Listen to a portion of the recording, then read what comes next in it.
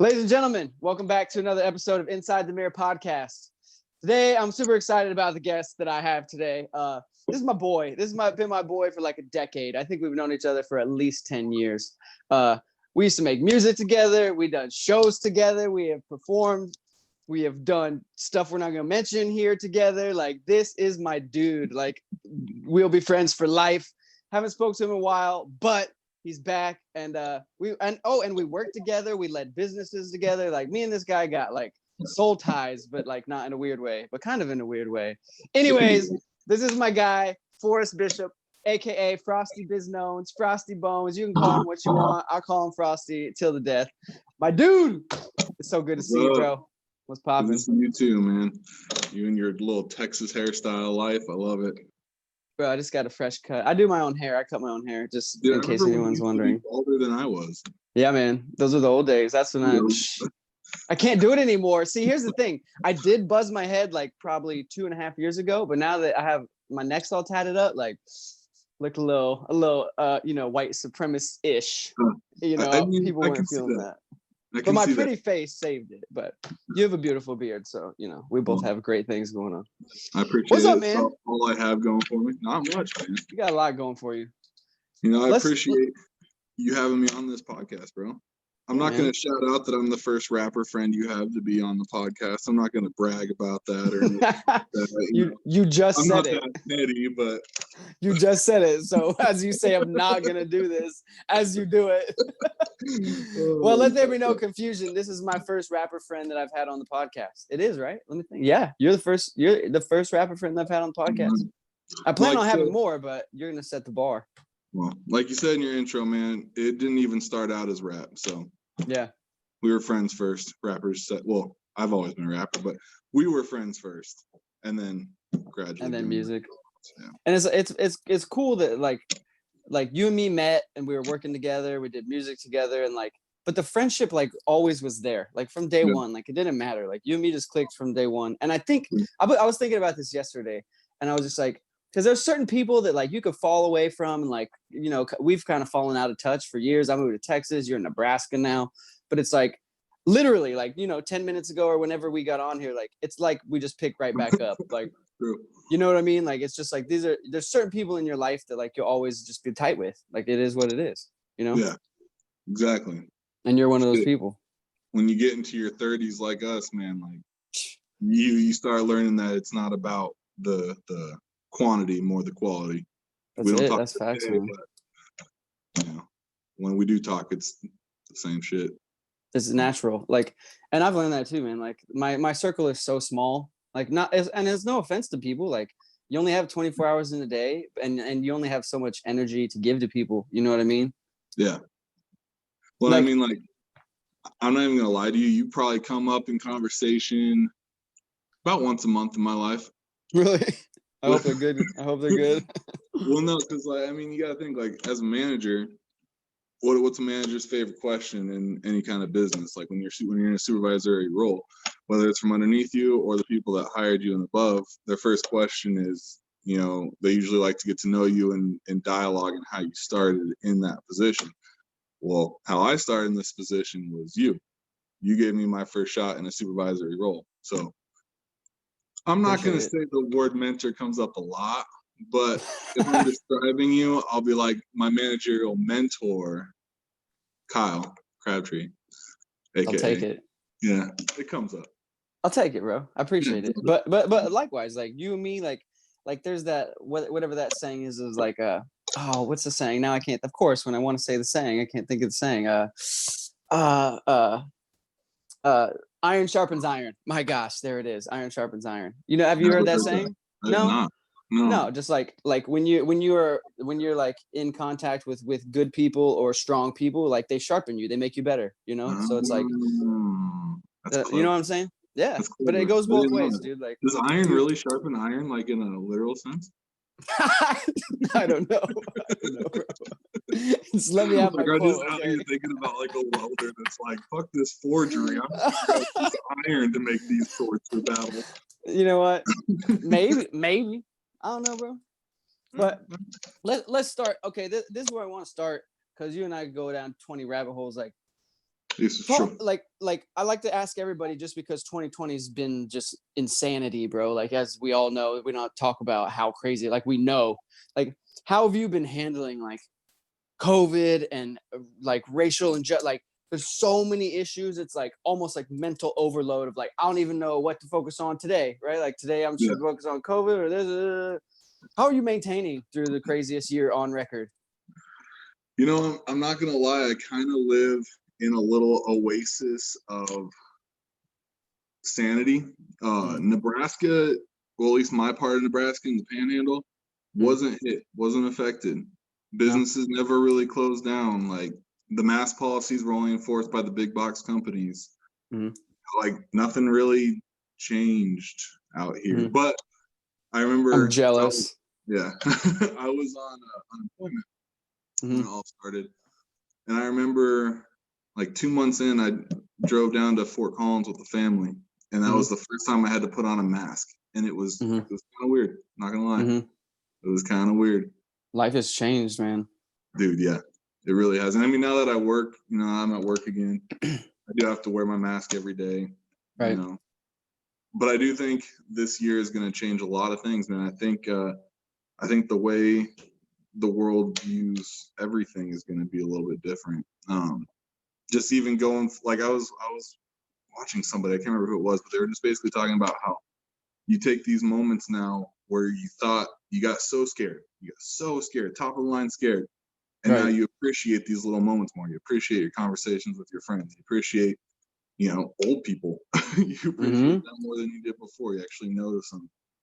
You just appreciate being able to go to a movie theater again. You appreciate when concerts start opening up back fully. You're gonna appreciate that more. So, bro, I'm with it. Like, I think 2020 is a blessing in disguise for a lot of people, because, like you said, it makes you, it changed life the way you see it. It changed people's perspectives. Like, you almost were forced to appreciate things that you didn't normally appreciate because you were stuck in your house, or you just didn't realize, man, this shit's fragile, right? Pardon my French, mom. You know what I'm saying? Like, I'm trying to work on my cussing. It's a process. Yeah, bro. Like, pardon my French too, Kyle's mom. She was on the podcast that dropped yesterday. Oh, nice. My sweet mother. Yeah, bro. Like, and so for you personally, like, what are things that you have noticed? Like, I know for me, like, there's so much that I'm just like, man, I was an idiot before 2020. Like, I didn't take, like, I took so much for granted, though, you know, like just being selfish, or just like going fast and not like taking the time to like appreciate certain things. Like, what are the things for you? Like, you got a lot, I'm sure. I mean, like I said, we kind of stayed in this little sanctuary. So, I mean, I appreciate more as an overall perspective of just people in general. Now, I do think that this COVID outbreak has made things blow out of proportionate more, just because of the staying in the house and all these restrictions. So, yes, there's the beautiful side, but I also feel that there is a huge negative in the negative side that has caused a lot more friction between separate parties. But when I have conversation face to face with people, it's very beautiful.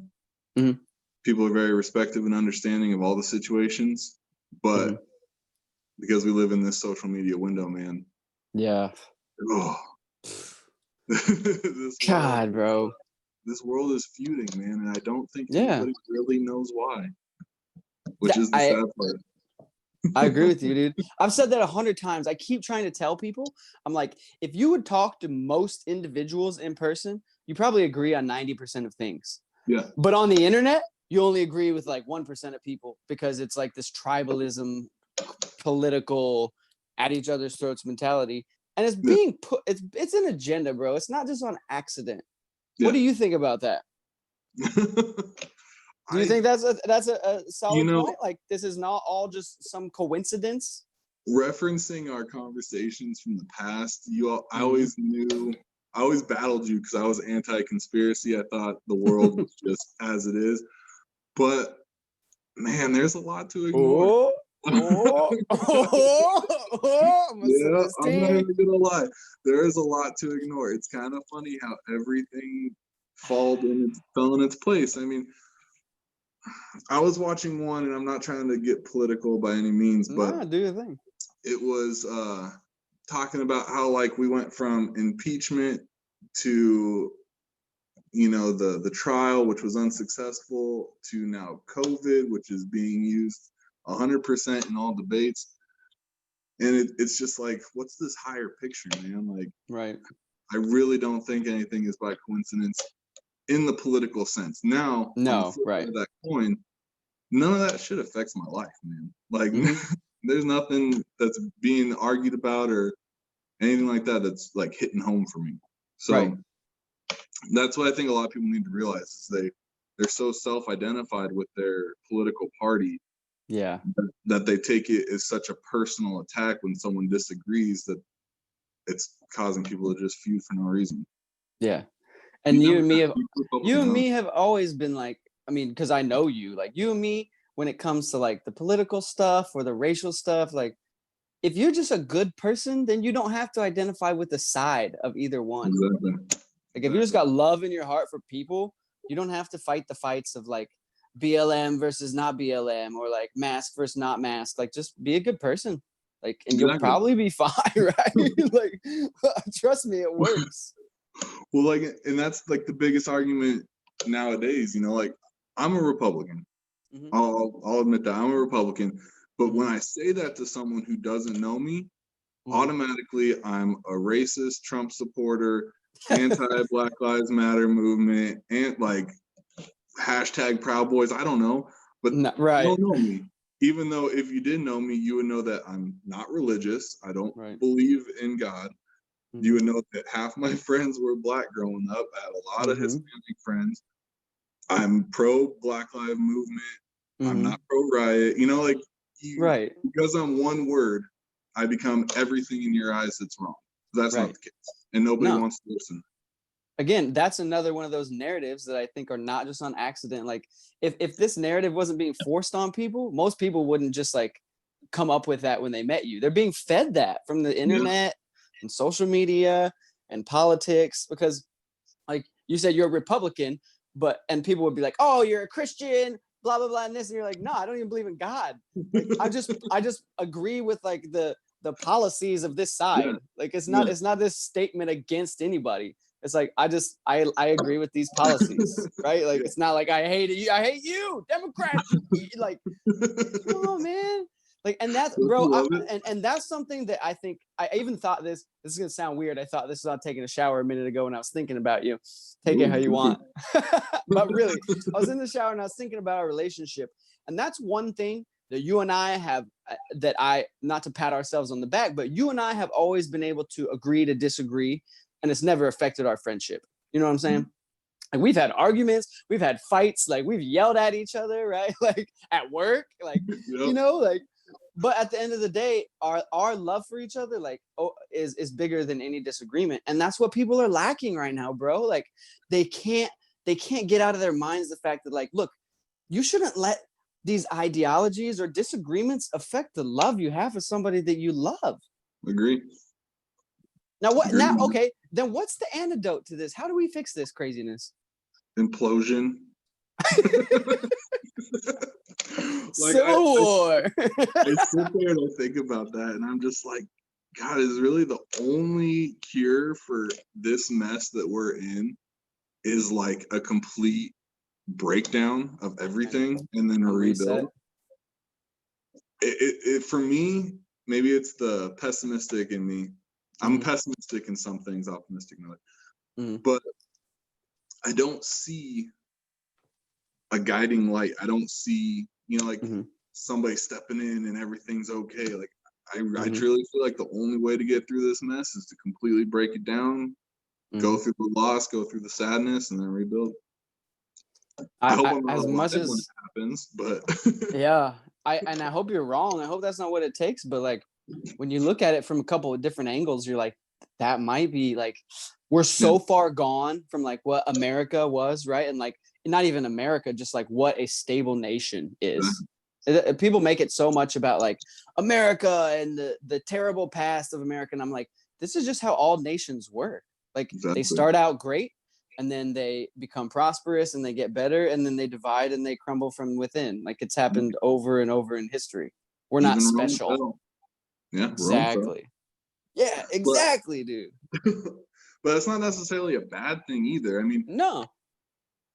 like, because what would like realistically have to happen? So realistically, we'd have to start at the top, which is not the president. The top is, in my opinion, is going to be your big corporations and your media. And the They're tech the ones who are, companies. yeah, they're the ones who are really running stuff. So what has to happen is the people have to be smart enough to take that over and make the right choice with it. And we have to strip that away. And everybody thinks like, oh, taxes is what's going to help, providing this for people, socialism. But no, man, it just has to go away, and then the right implementations have to come in. Like, there's so many moving pieces. You can't just put a Band-Aid on something and say the whole body's fine. Bro, I don't know. That man. was well said. That was well said. You can't just that. I love that analogy. You can't just put a Band-Aid on something and say everything's good. Like, okay, don't worry about your broken neck. You have a Band-Aid on your finger. Like, Exactly. and I said this the other day, man. I truly believe this is like, no policies will fix this nation. Like, until people change how they behave and the way they think and treat each other, like, no policy is going to get rid of racism. No tax law is going to all of a sudden make the country great. Like you said, like, until people learn how to be better people, we're always going to deal with evil and racism and hatred and everything bad. Like, bad things happen when people are bad. And what takes everybody to be on the same page? Tragedy. 9/11, everybody was on the same page. Yeah. Any school shooting, these riots, like, everybody's on the more. Riots not a bad example because that deeply divides a lot of super people. Divided there. Some people love burn it down. An exterior tragedy puts everybody on the same page. Yeah. And it's unfortunate because I thought COVID was that thing. When COVID happened, even though I was kind of scared and was like, what is going on? I was like, as it progressed, I was like, cool. Like, this is a time for all of us like come together. And then George Floyd happened. Well, and then COVID. So before George Floyd, COVID, and people started dividing on COVID almost immediately. Like, it's real, it's a hoax, the mask, the not mask. And I was like, okay, well, idiots, we failed at COVID, but we'll try again with George Floyd. Yeah. Nope. Nope. No, man. That catapulted everything worse. Yeah. And that just shows you where we're at as a people. You know what I mean? I think we're spoiled. This is me, and I know people are not going to like that I say this. I think we're spoiled. I think we're entitled as a nation, as a whole. We're spoiled. We're entitled. We think we have a right to everything. We have a right to not be offended, which is BS. Like, everything. Exactly. There's a lot of things in life that are offensive. Like, that can't outlaw offensiveness, or I don't even know how you would do. Like, what would you? But all these hate laws, like, that's hate speech. Like, exactly. Nah, man, that's just a person being an idiot. Like, if they're an idiot, let them be an idiot. You don't make a law to make no idiots. As soon as you put shackles on something, man, people are gonna try and break out. That's so true, bro. Like, okay, so here, let's pivot from here, because this is what I've been thinking about so heavy the past few months. And I even heard, and I'm about this, bro. Like, I'm so about this. I've had so many conversations, like, and you said it, like, there's nobody really stepping up and leading. Like, there's no like guiding light, as you said. Like, there's no where we're like, oh, we'll follow that person. They'll unite us. Like, are we segueing into religion? No, not yet, but we can get there in a minute. But no, we're still in politics, because I'm going to get involved in politics, bro. I've said it many times, and I've said it. Now I'm saying it here, so I have to do it. Like, I 100% in the next 5 or 6 years or so plan on getting involved in city council and getting involved in making a difference. Like, you and me and people of our age. I talked to a dude last night down here. We are the next generation of leaders. Trump is 74, Biden's 110. I'm not sure, but you know what I'm saying? Like, these guys are old. They're going to die. We don't have a lot of great leaders. I disagree with leaders on both sides of the aisle, because I think everybody has an agenda. I don't think being a politician should be a career with pay. It should be a service position, maybe a little bit of pay, but you shouldn't be getting paid for your whole life. So, like, all of that being said, is like, I'm getting involved in politics, bro. Not that you have to, but like, people like us, good people that are good leaders and actually care about people over agendas. That's what I think is the only solution besides crumble. Yes. Make like a round table or something. Yeah. Another party, a group of people that get involved that all have the same mindset, that rise up together. You know what I mean? And there are some things, whether you agree or don't agree, I don't think should be involved in politics. Like, I don't really know any, like a woman's body. Like I said, Mhm. I'm Republican, but I don't think a Mhm. woman's body should be on the table in Mhm. political speech. You know, like Mhm. there's just certain like it should all be about the betterness of the country, and I don't Mhm. think controlling people in that aspect is for the betterness of the country. Mhm. Now the pushback to that is that the betterness of the country is being affected because the minority population is overly being affected by abortion. I think they said there was like that's like 80 or 90% of abortions are in like Black and Hispanic communities, and those are Yeah. lives that would like help the Black population, because Black people, there's like 14% of our population I think is Black, Yeah. African American, and so the one argument that I've heard is like, well, the reason there's so few African Americans, even though there should be more, is because abortion kills all kinds of them. What do you think Yeah. about that? I mean, if I had it my way, bro, I'd legalize everything and just let Mm. the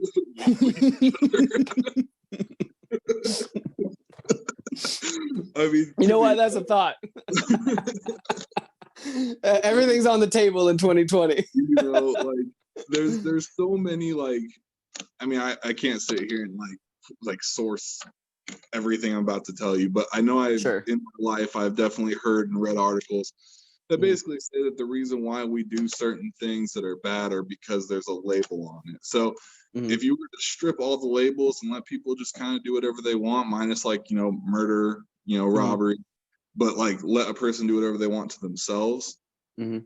the numbers would probably go down just because there aren't people doing it because it's something that can't be done. Mhm. Yeah, it's kind of like the kid in the cookie jar. Like as soon as the kid knows he's not supposed to get a cookie, he's going for the cookies. Yeah. But if it was just a jar and they're like, yeah, have at it, he'd be like, yeah. Exactly. I got 2 kids. I know exactly how it is. You say no, and next thing you know, everything is destroyed and broken because they wanted to play with it. Except that doesn't ever really go away. It just changes. The cookie jar just changes. Yeah, right. As we become adults, it's just the next thing and the next Yeah. thing. What was I gonna ask you? Oh, but I did want to ask you. You wanted to talk about religion some, or Yeah. your, yeah. Well, I want to hear your thoughts or what you were thinking, because I don't. Religion is like that's it could mean anything. Like, Well, it's super funny, man, because like over my 30 years of life, Mhm. I mean, I grew up in a scientific household, so everything Right. everything growing up was like, if you can't find a scientific reason behind it, it shouldn't be, you know. Mhm. So I was very, I'm not gonna say anti-religion. Mhm. It's just I want to say in my early 20s, I was very much, how do I put this in the nicest way? If you put everything into God's hands, I felt Mhm. you were weaker than me, Mhm. who took it on myself and didn't put it into somebody else's hands. Now, I'm gonna say that was in my early 20s. Now, definitely Mhm. getting older, my views have definitely changed a lot. Mhm. I personally don't agree. Like, I personally don't believe in God. I think when Mhm. I die. I'm just in the soil. Mhm. But I have seen religion do a lot of good, and I think religion is best served as a moral compass for people. I think it's very Mhm. good for family dynamics. I think it's very good for love dynamics. I think it's a very good way to bring up someone. Mhm. But if you tell me, hey, Noah's Ark really happened, I'm gonna be Mhm. like, so No, that's fair. That's a fair viewpoint, yeah. Like and I I've think that's seen, a. I Keep have going. people, like I have friends like gangbanger homies, like I mean dudes who've done a lot of shit who have Mhm. found God. And now they're like next door neighbor, Mr. Rogers, you know, like Mhm. religion does good for people. It's a very good moral compass for people to live by. It's just not Right. my moral compass. So I'm Mhm. 100% on board with religion. I'm 100% on board for people who believe in God. I think it is perfectly okay. It's just not Mhm. me. Mhm. That And makes that's sense. fair. This is America. We have freedom of religion. We have freedom of expression. You should be able to be a Buddhist, a Hindu, a Christian, a Scientologist. Like, you should. You Well, I mean, should. even look at you. I'm a Christian. Yeah. But I mean, I look at believe how in you God. turned your life around. What? Look at how you turned your life around. You overcame Yeah. through Yeah, man. God. Yeah. Well, And and to your point about how you saw things in your earlier 20s, I get that, man. Like, because I think some people do use it as a crutch to be like, oh yeah, well, oh, nope, God, he said no or yes, or like it has nothing to do with no, me. And I don't think that's right. I think like for me, I was raised in a Christian home. So like Dude, I love listening to your dad. Oh, my dad's a wise guy, man. And like you said, as far as a moral compass, like even if even if the Bible was completely bogus as far as its claim to be like the origination of God, like even if that was completely bogus, the morals that I was brought up with are untouchable. Like I have nothing but like gratitude for the way I was raised. You know what I mean? And I think like with the Bible, and as I've talked to people about the Bible and religion, like the Bible, like there's a lot of people that are just like write off the Bible, and I'm like, well, like it can be historically substantiated as like a historical document. You know what I'm saying? Like the big thing that gets people is like the fact that Jesus claimed to be God and like the original creator of the universe. That's where people are like, I don't know about that, you know. But we can agree, like it's a good historical book. You said it's a good moral foundation. As soon as someone says one way, there's going to be someone who says no. Like that's just that's human nature, you know. Right. But like with anything, I think extremists in any field are not good. Extremists in religion, like I mean, you can even look at you know, from the Middle East. Those extremists are why we went to war. You know, right? Like, extremists just aren't. I mean, what was it? People were going to war over Catholicism back in the day. Yeah. Like you didn't believe the word of God, you were to die. Right. Which is why our Constitution, like they came here to get away from religious oppression. And that's why they wrote the Constitution and said, you can practice whatever you want. Exactly. Like we just aren't trying to get killed anymore. Just do you. Nah, man, like I love your family, bro. Like there is such a good sort of people. Like I'll never forget. I don't remember what show it was. I think it was just a showcase at the Aggie. But I brought you on stage and your parents were there. And I just remember after it was all said and done, you were like, my parents loved it. They just wished you hadn't cussed so much. I was like, did I say that? I was like, that's amazing, man. And even man, my poor parents. Like, give it up for fucking Kyle Crabtree. Make some noise. My parents wish I didn't cuss so much. I'm working on it. For me, it's keep going. Oh, I said even like your brother, man. Like I don't talk to him much either, but he's probably one of the only people in my life that, well, besides from you and stuff, but that'll reach out to me just randomly and just send me this long novel text on how like he hopes I'm doing good, asks if he can pray for me on anything, and like he's just a good dude. Like I've known your brother just as long as I've known you. I don't want to say anything because I know your brother wants to pursue a career in which I shouldn't say stuff on of what we've done in the past, but he's a very good guy, you know. Like your whole family's good people, man. Appreciate it. Well, ditto. Back to you, man. Like you've been one of those constant friends that like I said, like there's very few people I'm like, yeah, that's one of my friends that we could not talk for 50 years and not have his back. He had my back no matter what. Yeah. Like those are rare relationships, man. You don't find those every day. Like I know so many people. I know a ton of people. And very few of them would I be like, yeah, I'd die for that person, or they'd die for me. You know what I mean? Like that's rare. That's a rare bond to have. And like you said, I mean, like you're literally the son. What's your dad? A pastor or a preacher? Whatever you want to call him. Are they the same word? Yeah, sure.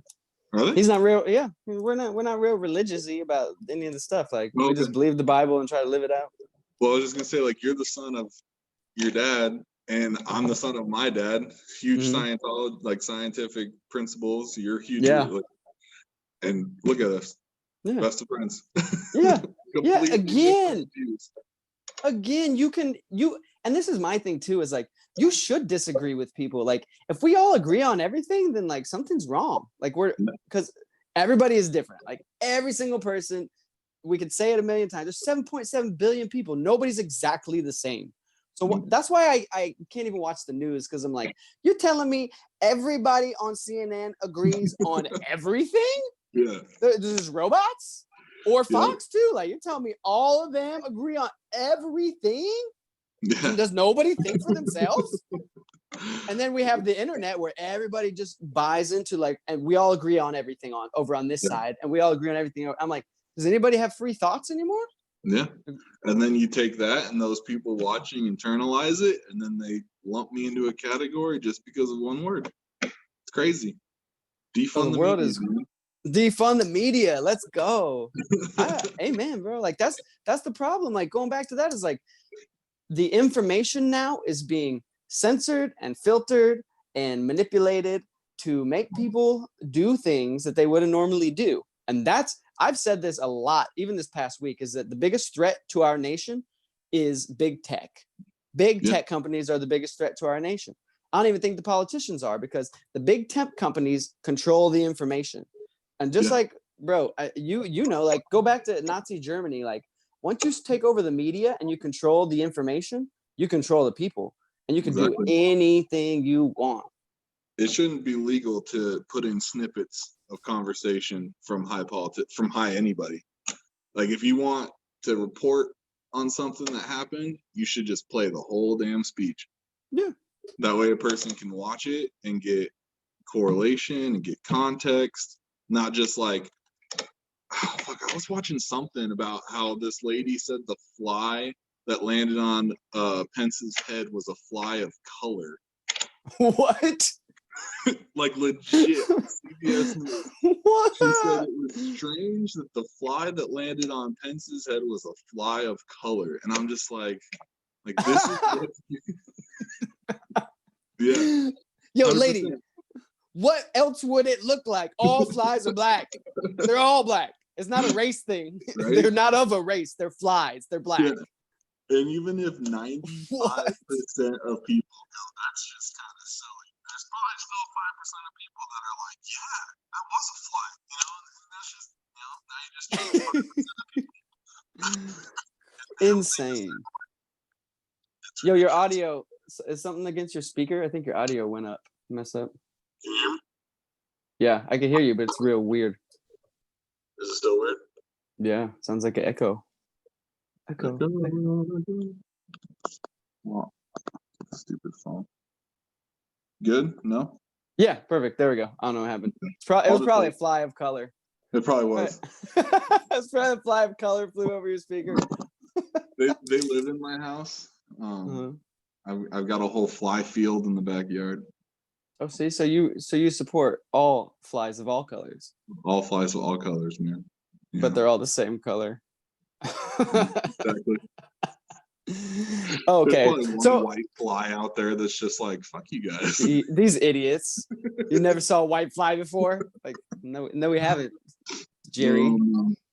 Yo, so okay, so we're gonna go back to like picking your brain again, because like I wanted to ask you about persistence, because like knowing you and I both have like gone through some stuff, man, and like very easily could have given up at any point along the road. Like I even know your story before I knew you, growing up in Wyoming, like running through the streets, doing some crazy stuff. Like what are your views on like the value of persistence in life and not quitting when things get hard? You know, I think the takeaway from any story where you have to overcome anything is it's okay to fail, and it's okay to even quit. Like if you're, I'll just use music as an instance. Like I grew up that kid that in high school that like wasn't small enough to be like bullied by like the jocks and stuff, but wasn't cool enough to be their friend. So I was like that weird kid in the classroom that had the headphones on and like drew in his notebook, and that was me. Didn't really have a lot of friends growing up. Didn't really get picked on because I knew how to throw hands. So I kind of just fell into the wrong misfit crowd. We ended up doing hooligan shit, and I experimented with my fair share of stuff. I was thankfully to not fall into any sort of addiction though, and have to really fight for my life in the aspect of, if I don't completely change who I am, I'm not gonna make it through. So I was fortunate with that, but I did have to overcome a lot of scenarios where I could have easily made a mistake. So gotta thank, the good morals from my parents on that one, for knowing when to walk away. But I mean, don't get me wrong, I've done my fair share of stupid, but I was thankful never to get caught up with any of it. But if you take music, for instance, like I loved music because music gave me like a way to adapt and tell my story, as well as like being the loner loser kid. It gave me a way to like have people be like, hey man, you know, like it was the attention. Like when you don't ever get attention, you like attention. Yeah. So, but with persistence, I did music from 15 until I was 24. Like I was heavy into music. Yeah. And when we talk about persistence, I knew I needed to quit. I could have kept going on music. I could have kept spending my paycheck after paycheck on music, but I knew music wasn't my end game. So I quit. So in the realm of persistence, it's okay to quit and try something different. Now I'm successful as a manager. You know, I love being a supervisor and developing new people. You know, I'm a soon to be a husband. I'm a father. I knew music wasn't it for me. So I was persistent in finding who I was in life by knowing it was okay to quit certain things. I think that's good, bro. No, I think that's powerful, man. It's like, and it's not that you don't love music. It's not that you'll never make music again. It's just that you evolved as a human. And like you said, like you persisted to find out what was next for you. I think that's good, man. That people have to be free to quit things. Yeah. Not quitting in a like, this is too hard, I quit, but in a like, this isn't for me right now. And I shouldn't just bang my head against the wall if the universe or God or whatever you want to say is showing me this isn't it right now, right? Like, just because you want it doesn't mean life wants it for you. Ooh, that's good. That's a tweet. That's a tweet for sure. That's one of those motivational quote tweets. Yo, so then let's just piggyback that right into, like you said, your dad, you're gonna be a husband, you're a father. Like, how has, and we've both already talked about our parents like multiple times. Like the influence a parent has on a kid, I don't think can even be measured. I don't think people have measured or taken into perspective like how important raising another human is. Like, you don't just send them to school and send them away and be like, let everybody else teach them how to be good people. Like, how has being a parent like changed your mindset just about like life and like developing people, even in leadership? Like, I'm sure it's helped you in business, raising children.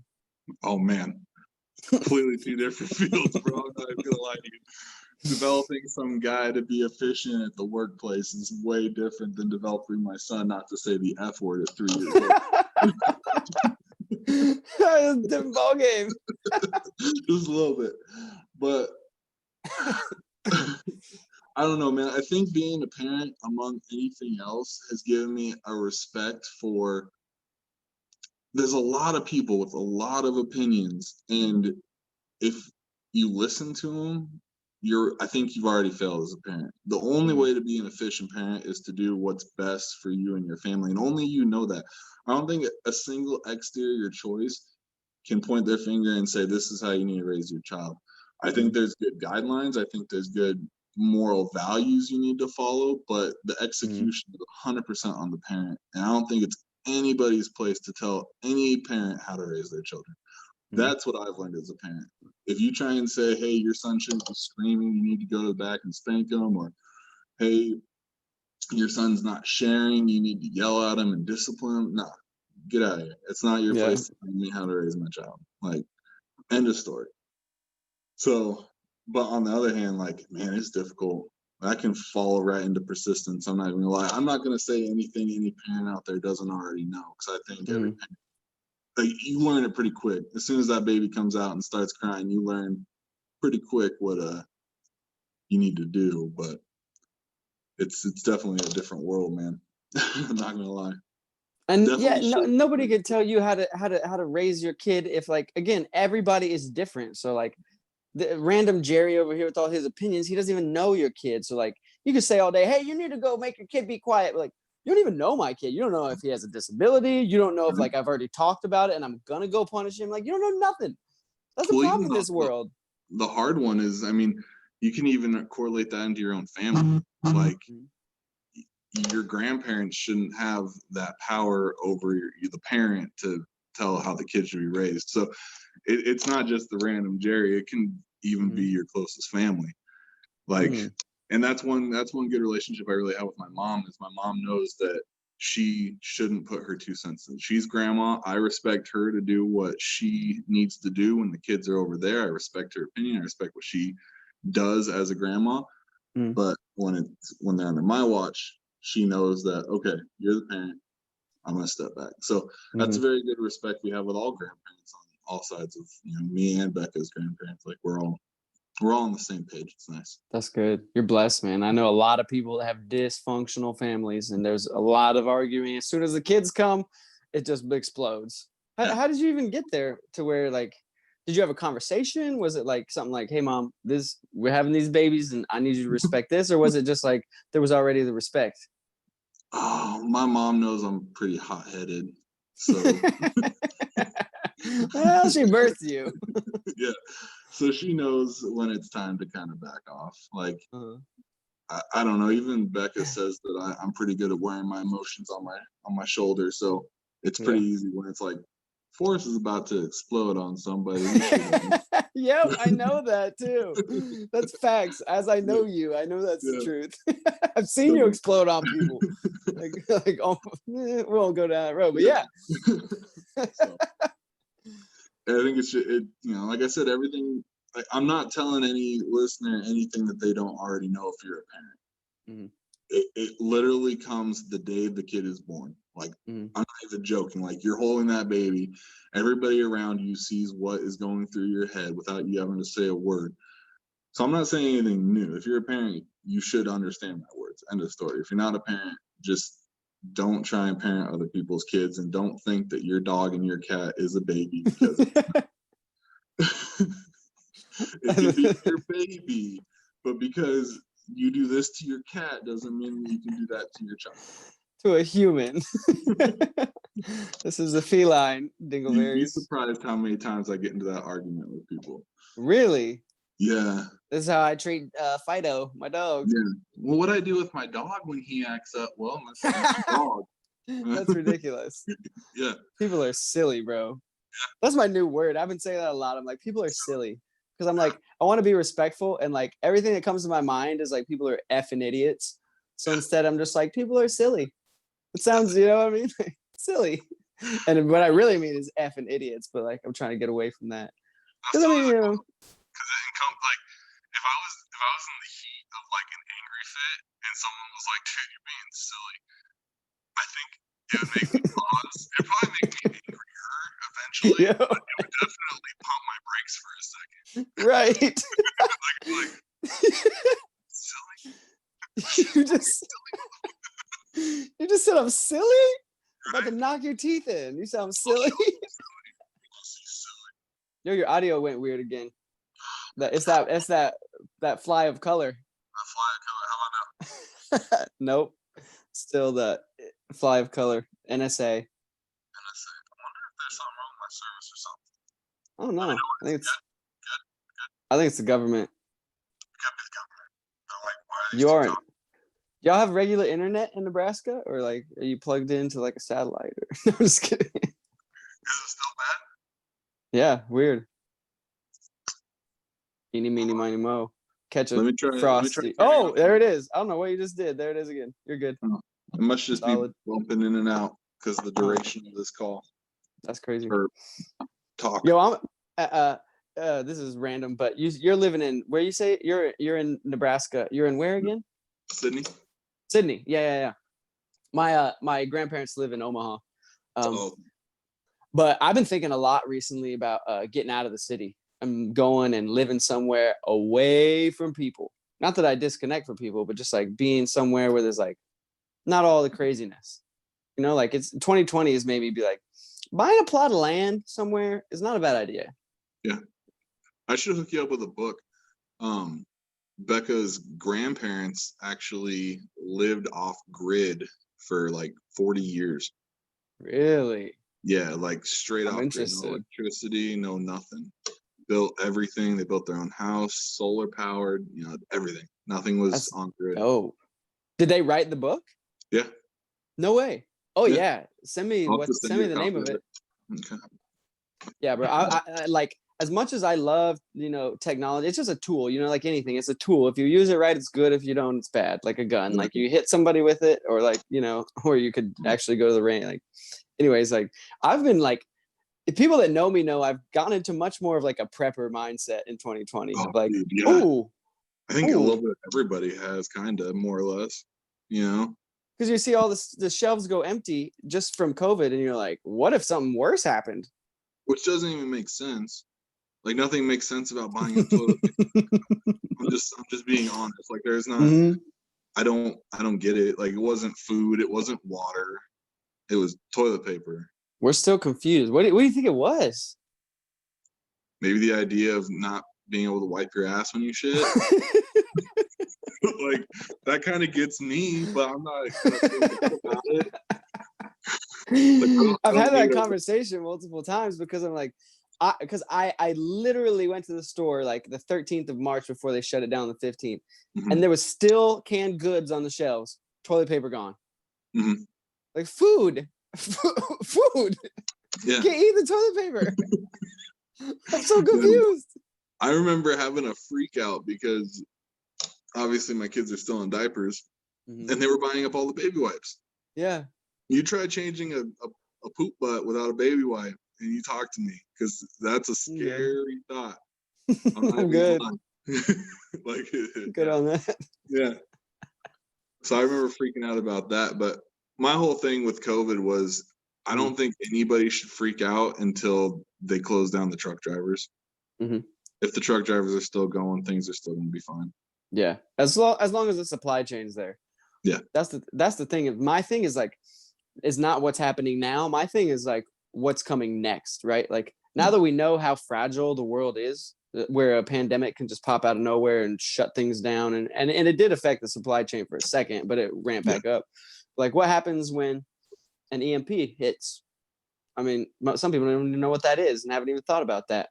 What happens when this phone doesn't work? That's what I said, bro. That's what I told my brother. Me and my brother are birds of a feather. Like, we are of the same mindset. I was like, bro, I hope they hit us with the EMP and the internet shuts down and we just have to reset and go back to like growing our own food and stuff. But not like for a day, not for like 48 hours. No, like, for good. Even I'd be okay with like a week where nobody had access to Facebook and Twitter and TikTok and nothing. Man, can you imagine what that would do to this world? I'm with it. I think we should do it. I think we should do it to ourselves on purpose. That'll never happen, but I would hate it, but I also see the bright side of it. Like, I'm not sitting here and saying I like some superior, like, I don't use internet, so everybody shouldn't. No, I'm on my phone just like everybody else. Like, right. TikTok, I'm on Facebook. But if it went down, I'd freak out and I wouldn't be happy. But coming out the other side of it, I'd be like, yeah, this was a good thing. Like, I'm not. Yeah, because you know the benefits of it. Yeah, not because you have a good perspective. Yeah, that's the thing, man. Like, I tell everybody through this whole thing, like, whatever your thing is in 2020, it's all about perspective. Like, like you said, you're a pessimist in some things, but not everything. Like, me too. I'm a pessimist when it comes to like politics and what's going on right now with certain things. But like, I'm an optimist when it comes to like my personal life and like how I handle stuff. You know what I mean? Yeah. Or like, I'm an optimist when it comes to like ice cream. Like, oh, this ice cream is gonna be real good. I don't know that. Whatever you think is. I want to ask like this. You threw me off for a minute.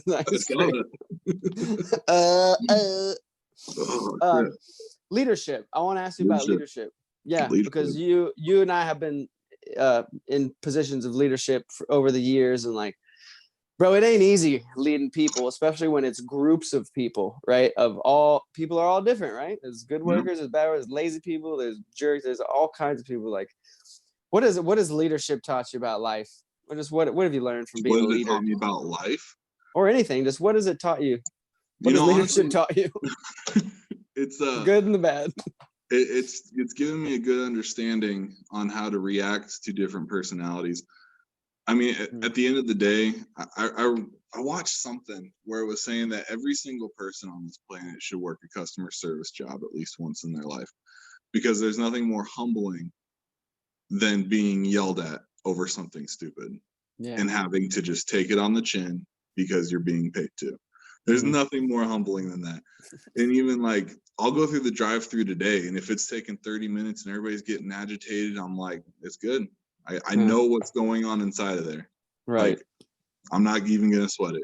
I'll get to the window. I'll be just as happy. Like, hey, there's no reason to be upset because your fast food wasn't fast today. Mm-hmm. If you have somewhere to be, well, pump the brakes a little bit. You shouldn't have gone to get Taco Bell. Like, that's on you. That's on Priorities. Yeah.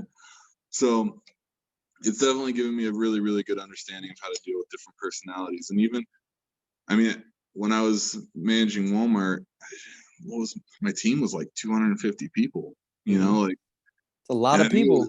Yeah. And a takeaway that I take into every position of supervisory or management is, if you act the exact same way to every single person, you're going to fail. You have to have the same moral standings. You have to have the same principles for everybody. You have to have your wants have to be the same, but how you interact with people has to be different. Not like 7 billion people on this world, not 2 people are alike. So if you don't approach those people differently and try to adapt to their personality to reach them, you're gonna fail. End of story. We could end it right there. Like that's it. That's it, bro. And that can be translated to anything in life. But it's just emotion that, and what all you're saying is EQ, emotional skills. Like having good interpersonal skills. If you have good interpersonal skills, you will be successful in life. You could be an idiot at business. You could learn business. You could learn how to run numbers and create profit and advertise. You can learn all those, but it's harder to learn like how to be an empathetic person and compassionate and deal with people differently. Even if it's fake sometimes. Yeah. Like still fake it. Even having the intelligence to be like, I gotta fake it with Jimbo because he doesn't like nobody. Yeah. That's really all it is, and if even in work, you'll still find people that you can't even reach with all those skills under your belt. And all you have to do to that person is walk away. You don't have to go out of your way to like sabotage them. You don't have to favoritize other people around them. You don't have to treat them a certain way. If they're still getting A and to B done, just relay the message, maybe ask them how their day is, and go. There's nothing saying you have to like stick around that person and make them feel a certain type of way. If they don't want to interact with you and you don't want to interact with them, have your due diligence and leave. That's just being emotionally intelligent, knowing that like, yo, this person doesn't like me. They're not down with me, but they do the job. So I'm just gonna leave it. Learn all of that from you. I don't know if you learned all of that from me. That's a heavy bar. You're literally the one that told me I have to approach everybody differently. Oh. Well. I'll take it. Like I said.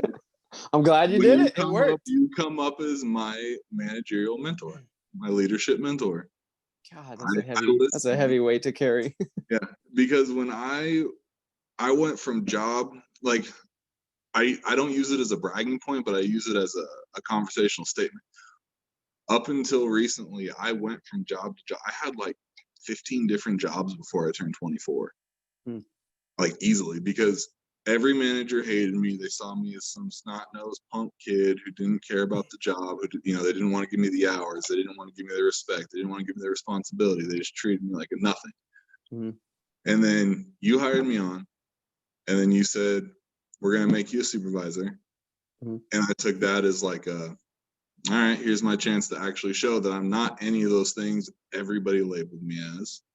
And what happened? I got my own store within a year and a half.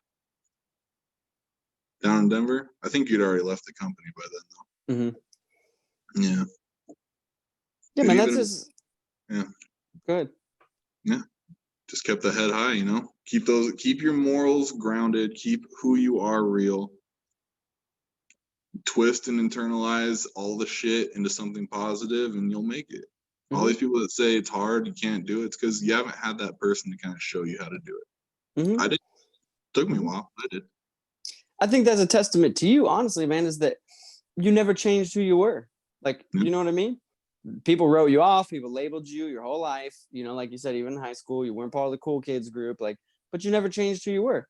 And that's important. Like, if people will stay true to who they are, there will come an opportunity when you can grab the moment and change your life.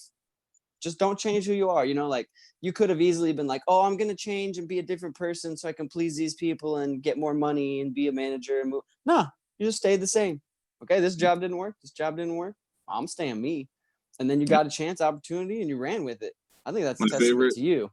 My favorite saying is success is when opportunity meets preparation. Mm-hmm. And when you're ready for it, you attack and you execute, and good things happen. Exactly.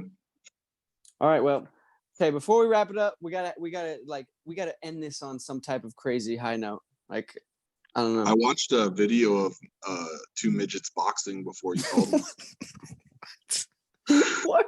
It was really good. You're the same person. I knew you were gonna say something ridiculous. See, bro, I love that about you. You're the same dude. Like, you have never changed. You're the same guy. You watch a video of two midgets boxing. Here's a question: who won? You called. You were like, "Hey, you ready?" And I was like, "I had to end it." Did you pause it at least? I think it's still in a tab. Yeah, I'll probably go back to it once we're done. To be continued midget boxing. Left on a good note. You're a boxing fan, aren't you? More mixed martial arts, but I do enjoy boxing. Yeah. What do you think about Mike Tyson coming back? I'm for it, but I'm hesitant. In what way? Old people box. I mean, he's still just as dynamic as before, but it's like the Conor McGregor Floyd Mayweather thing. Like, it was so divisive, you know, and I think it was planned. I honestly think the Mayweather McGregor thing was planned, just like I think this Mike Tyson Roy Jones is going to be planned too. They're going to think the end result is planned. I'd like to believe not, but like I said, in my age, I've even come to the thought that I think the NFL is planned. Really? Yeah. So now you want to be in the conspiracy theories. It took age and experience, man, but I got there. That's the thing. As you get older, you start seeing through things. You're like, wait a minute. Yeah. Everything I've been told isn't all true. Like, I just, you grow up and you just believe everything you hear, and then you get older and you're like, well, that doesn't make any sense. That makes sense. Right? Yeah, there's a lot of questions around it. Maybe it is black and white. I personally don't know. I still watch football, but yeah, me too. I'm always kind of like, something seems fishy here. I feel that more and more as I watch games. I think that's a good thing. Love how like the NFL is like pro kneeling, but yet they're also a sponsor of USAA, which is like the Armed Forces Medicaid. Bro, all these big organizations just pander to whatever people want them to do. They don't care. You think the NFL, the leaders in their hearts are just so convicted and feel like so empathetic that no, they're just doing whatever people want. They're not with either movement. They're with profits. Whatever people want, as long as we keep making money. You think Nike's just like, oh my God, we need to. No, they're doing whatever you want. They do whatever the people keep. If you keep buying Nikes, they're gonna do whatever you want. If you are into like loving on unicorns and like weird, like they're gonna have unicorns on things. Like people think what a world. People think these on everything. Well, there you go. You can go tell Nike, and then if you get enough people, then they'll put unicorns everywhere because they just pander to the people. Maybe that's we live in a world of people of people who just pander to each other, and like again to the point of staying true to who you are. Like, these companies are just entities; they're not humans, so they don't stay true to anything. They stay true to the dollar bill. Exactly. Are you into this is interesting. I know it said let's wrap it up, and I do have to go because I'm gonna go vote, by the way. In a minute, I'm gonna go vote with my sister. If you aren't voting, please go vote. You have a right that many countries don't have. Like, most nations don't have the free right to go choose their leader. Like, you're told who the leader is, or the leader tells you I'm the leader. North Korea. Just saying. Go vote. Yeah. Are you into digital currencies, cryptocurrencies? You into any of that? In the aspect of a investment, but I it's one of those things where it's like I don't really get it, but I do get that it makes money. So that's fair. So I mean, I've seen, like, what was that burst where it was like, if you had any cryptocurrency, what was it, Bitcoin maybe? And Bitcoin. if you bought it like back when they started and then sold it now, you were like a millionaire. Oh yeah. Oh, Yeah. Bitcoin was the first one to pop. Yeah. I'm big into it, but I'm only big into it because I don't trust us, and I don't trust the dollar anymore because the dollar is controlled by the idiot power hungry people at the top, and I don't trust them. Therefore, I don't trust the dollar. And I know you need a cryptocurrency to get onto the dark web. That's fine. Is that what you're using your cryptos for? Yes. Buying tanks and rocket launchers. Oh man, there's some crazy. Oh, I'll have to text you a couple videos to watch. There's some crazy shit. Don't send me nothing that's getting me in trouble or flagged by the NSA. No, it's on YouTube. Oh, okay, dope. Okay, Yeah. cool. Yeah, I don't trust. People order mystery boxes off the dark web, and then they pull out like teeth and like weird shit. Like it looks like somebody sent them the evidence to a murder. No, don't send me that.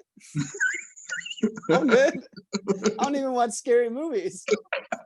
Don't send me that. So they're tripping, man. You're wild, bro. But again, you've always been this way. I love that you're so authentic to yourself. If people will be more like you, the world would be a better place. Just stay true to yourself. Stop trying to bend and mold and fold all the people of. There's a million opinions, bro. You spend your whole life trying to bend and mold and be somebody that gets liked. Like, just be yourself. The people that like you will like you. Two last questions. One question doesn't really matter, but I like to ask it. Are you a coffee drinker? You like coffee or tea? And why? Tea when I'm sick, coffee. I don't know. It's 50-50. I'm more of an energy drink kind of guy, but I enjoy a good nighttime tea during the winter. And then if I'm at a coffee shop, I'll get a coffee. Yeah. What's your go-to energy drink? Sugarless Monster. Fair. I used to love the Blue Monsters. Yeah. Okay, that's a light question. And the last question is just any words of motivation, inspiration, some lasting things, words that you want people to take that you think could be helpful to people that you've learned in your experience. Nobody's really truly gonna tell you anything that you don't already know. You're only gonna hear it differently in the mood that you're in. That's good. Yeah. I like that. Where'd you get that from? Kind of freestyled it right now. Really? It's just something I've always like believed in. Like someone can tell you 100 times, don't do this, don't do that. Like this is how you need to react to a breakup. This is how you need to react to something. But if you're not in the mindset that you need to be in to have those words be impactful, they're just gonna fall on deaf ears.